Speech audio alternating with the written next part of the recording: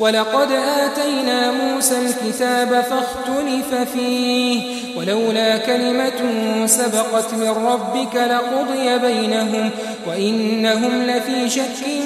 منه مريب وإن كلا لما ليوفينهم ربك أعمالهم إنه بما يعملون خبير فاستقم كما أمرت ومن تاب معك ولا تطغوا إنه بما تعملون بصير ولا تركنوا إلى الذين ظلموا فتمسكم النار وما لكم من دون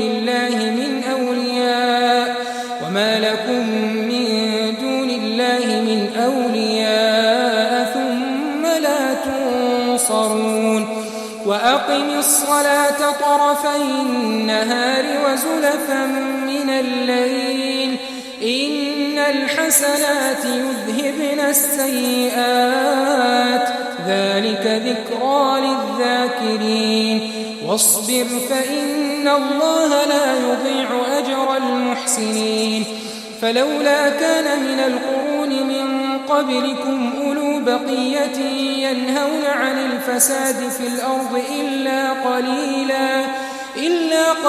ممن أنجينا منهم واتبع الذين ظلموا ما أترفوا فيه وكانوا مجرمين وما كان ربك ليهلك القرى بظلم وأهلها مصلحون ولو شاء ربك لجعل الناس أمة واحدة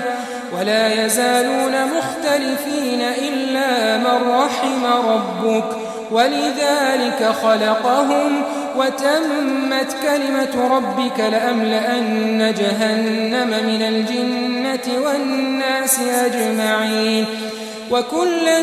نقص عليك من أنباء الرسل ما نثبت به فؤادك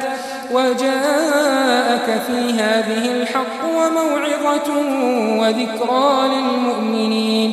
وقل للذين لا يؤمنون اعملوا على مكانتكم إنا عاملون وانتظروا إنا منتظرون ولله غيب السماوات والأرض وإليه يرجع الأمر كله فاعبده وتوكل عليه وما ربك بغافل عما تعملون